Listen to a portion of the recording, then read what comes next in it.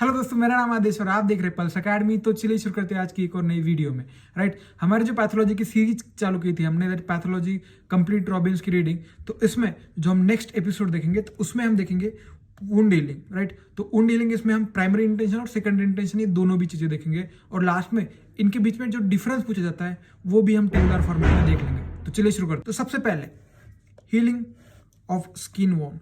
सो जब भी कोई मतलब रिपेयर होता है, राइट, तो हीलिंग होती है तो based on nature and size of the wound, मतलब क्या किस तरीके की वाउंड है और उसका साइज कितना बड़ा है, उसके बेसिस पे हम healing of skin wound is occur by primary intention और secondary intention, also called as first और सेकेंड इंटेंशन, इसे ही कहा जाता है। तो depending upon nature and size of an wound, ये दोनों पे बेसिस पे क्लासिफाई किया जाता है वाउंड रिपेयर को into the healing by first intention और हीलिंग बाय सेकेंड इंटेंशन। तो ये दोनों चीज हो गई। राइट, तो हीलिंग बाय फर्स्ट इंटेंशन सबसे पहले देखते हैं। तो healing by first intention when the injury involve only epithelial layer involve है, and the principal mechanism of the repair is the epithelial regeneration, क्योंकि इपिथेलियल ही यहाँ पे इंजुरी इन्वॉल्व है और जो मैकेनिज्म है उसको रिपेयर करने का उसमें सिर्फ इपिथेलियल रीजनरेशन हो रहा है। That is called at the primary union और healing by the first intention. तो ये चीज हो गई।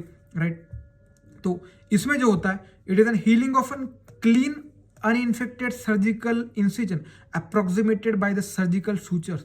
तो इसमें जो वाउंड होती है वो क्लीन होती है, अनइन्फेक्टेड होती है, सर्जिकल इंसिजन जैसे अप्रोक्सीमेट दे सकते हैं हम, जैसे सूचर्स जो होते हैं सर्जिकल सूचर्स। राइट, तो वो उस तरीके से जो वाउंड होती है that is N primary intention में, उसमें जो हीलिंग होती है वो होती है प्राइमरी इंटेंशन से हीलिंग। राइट, तो ये सारी चीज होगी।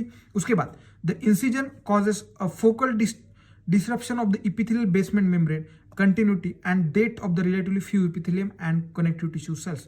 राइट, तो जिसके अब इंसिजन जहां पे देते हैं तो उसकी वजह से क्या होता है, फोकल डिस्ट्रप्शन हो जाता है वहां के इपिथेलियल बेसमेंट मेम्ब्रेन का, और कुछ death of relative few epithelium cells का यहाँ पे जो होता है डेथ होता है, एंड कनेक्टिव टिश्यू का भी होता है। इसमें ज्यादा इपिथेलियल टिश्यू डैमेज नहीं होते। Right, so repair consist of an, इसमें क्या कैसे रिपेयर कैसे होता है, जो रिपेयर की जो मैकेनिज्म है, inflammation, proliferation of epithelial and other sales and maturation of connective tissue scar. तो ये जो 3 स्टेप्स है उनमें उसका रिपेयर हो जाता है। राइट, तो ये चीज हो गई।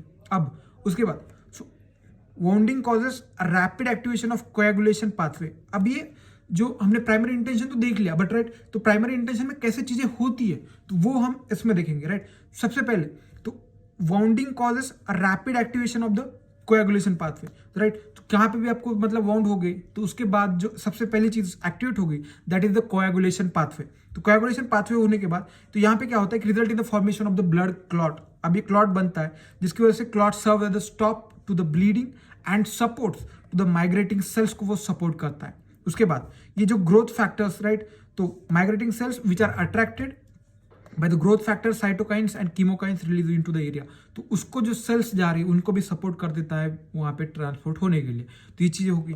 अब इसके बाद हमें जो टाइम पीरियड है ना, इन टाइम पीरियड में क्या क्या चीजें हो रही है ये चीजें भी हमें याद रखनी पड़ेगी। राइट, तो एक चीज हो गई। इस पे अगर आपको शॉर्ट नोट आती है, अगर प्राइमरी इंटेंशन सेकेंडरी इंटेंशन पूरा लिखना है तो वो भी आ सकता है, या फिर उनके बीच में डिफरेंस भी पूछा जा सकता है।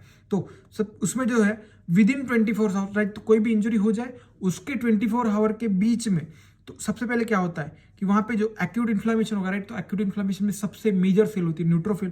तो neutrophil is seen at the incision margin, so margin migrating toward the fibrin clot. Right, तो यहाँ पे जो फिब्रिन क्लॉट जो ब्लीडिंग स्टॉप हुई है वहां पे क्या न्यूट्रोफिल्स पहुंच जाएंगी, और यहाँ पे जो बेसल सेल्स जो होती है, राइट, तो basal cells at the edge of incision began to show mitotic activity. तो वहां पे माइटोटिक एक्टिविटी स्टार्ट होने लगेगी। राइट, तो ये रिपेयर करना है उन चीजों के, तो ये चीज हो गई। अब ये तो हो गया, सबसे पहले न्यूट्रोफिल वहां पे पहुंच गई, और दूसरी चीज हो गई बेसल सेल जो है वो उनकी माइटोटिक एक्टिविटी बढ़ने लगी। तो ये चीजें हो गई। अब उसके बाद जो आगे मतलब 24 आवर टू द 48 आवर, इनके बीच में क्या होता है, तो epithelial cells from the both edges began to migrate and proliferate along the dermis yielding to thin and continuous epithelium layer. Right, तो 24 से 48 घंटों इनके बीच में क्या होता है कि जो इपिथेलियल लेयर्स होती है फ्रॉम द बोथ एजेस, तो वो क्या करने माइग्रेट एंड प्रोलिफरेट करने लगती है, जिसकी वजह से एक थिन बेसमेंट मेम्ब्रेन मतलब थिन कंटिन्यूअस इपिथेलियल लेयर जो बनती है वो उसके क्लोजेस्ट टू द वाउंड उनके वहां पे बन जाती है। जैसे अब ये देख लीजिए यहाँ पे, तो ये इस तरीके से ये यहाँ पे वाउंड हो गई है, तो ये स्कैब फॉर्मेशन हो गया। राइट, तो न्यूट्रोफिल्स वगैरह यहाँ पे इन्फिल्ट्रेट कर दिए, क्लॉट वगैरह बन गया है। जैसे ये अब ये हो रहा है 3 to 7 डेज में ये पूरा हील हो रहा है, तो राइट, तो ये जो इपिथेलियल लेयर वो नजदीक आते रहेगी और यहाँ पे बनने की कोशिश करेगी, राइट, तो ये चीज़ होगी। अब यहाँ पे बाय द डे 3 अब ये क्या होता है, न्यूट्रोफिल आर लार्जली रिप्रेस, क्योंकि अब ये क्रोनिक में चला जा रहा है, राइट, तो न्यूट्रोफिल तो हमारे एक्यूट इन्फ्लामेशन के सेल्स है, बट क्रोनिक इन्फ्लामेशन में मैक्रोफेजेस आती है। तो by day 3 the neutrophils have been largely replaced by the macrophages and granulation tissue and invade the incision spaces. The macrophages clear the debris, fibrin and foreign materials and promote the angiogenesis and extracellular deposition, extracellular matrix deposition, right? तो यहाँ पे जो होता है neutrophil को replace कर देता है मैक्रोफेजेस, फिर ये जो मैक्रोफेजेस है वो वहाँ पे जो करते हैं फैगोसाइटोसिस, राइट, और उसको मतलब जो एरिया वहाँ पे क्लियर कर देते हैं, किससे, डेब्रीज क्लियर कर देते हैं, फिब्रिन क्लियर कर देते हैं, ऑरिजिन जो फोरेजिन मटेरियल है, राइट, तो फॉरेन मटेरियल्स है उसको भी क्रिएट कर देते हैं, और जो दो चीज़ें को प्रमोट करते हैं, that is angiogenesis, that is formation of new blood vessels, उसको प्रमोट कर देते हैं, एंड एक्स्ट्रा सेलुलर मैट्रिक्स का डिपोजिशन को भी प्रमोट कर देते हैं। तो ये चीज़ें होगी, राइट। तो उसके बाद बाय द डे 5, अब 5th डे पे क्या होता है, दैट इज अ न्यू वास्कुलराइजेशन, मतलब क्या हो रहा है कि न्यू ब्लड वेसल्स फॉर्म हो रहे हैं, that new vascularisation reaches to it peak and granulation tissue and fill the incision space है। तो वहाँ पे जो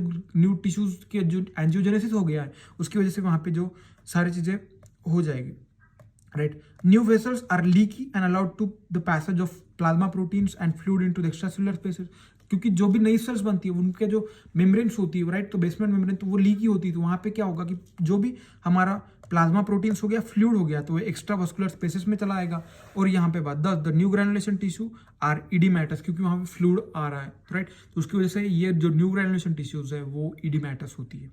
और यहाँ पे फाइब्रोब्लास्ट जो होते हैं that is progressively proliferate and migrate to the granulation tissue and proliferate into lay down into the collagen and extracellular matrix. So during the second week तो यहाँ पे क्या होता है, continued collagen and accumulation and fibroblast proliferation यहाँ पे चलते रहता है।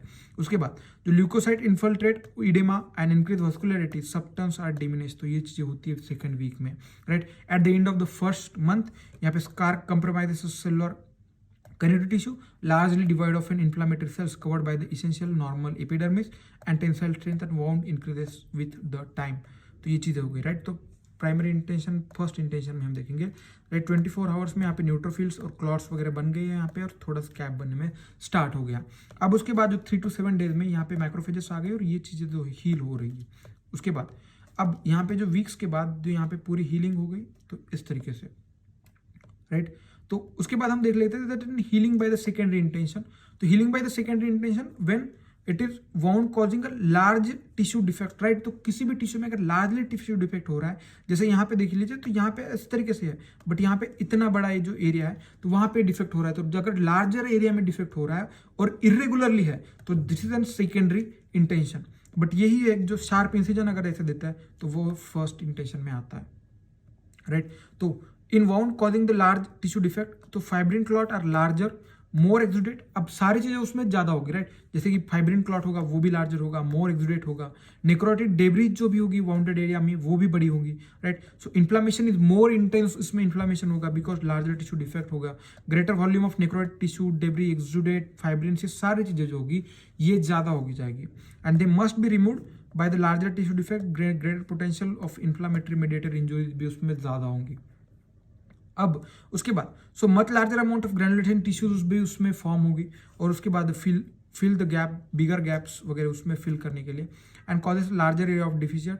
अ greater volume of granulation tissues are greater mass of scar tissues उसमें भी फॉर्म हो जाएगी। तो सारी चीजें जो है जो फर्स्ट इंटेंशन में थी जो कम अमाउंट में थी, तो ये इसमें सारी चीजें बढ़ जाएंगी, राइट। तो ये चीज होगी।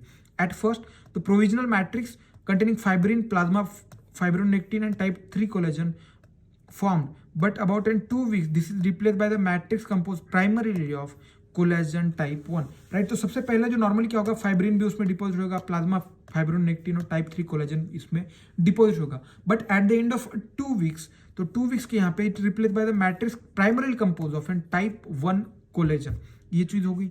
अब उसके बाद जो ओरिजिनल ग्रैनुलेशन टिश्यू जो होती है वो converted into the pale avascular scar, तो उसमें कन्वर्ट हो जाती है, और डर्मल एपेंडेजेस जो होती है have been destroyed by the line of incision. उसके बाद एंड परमानेंटली लॉस्ट।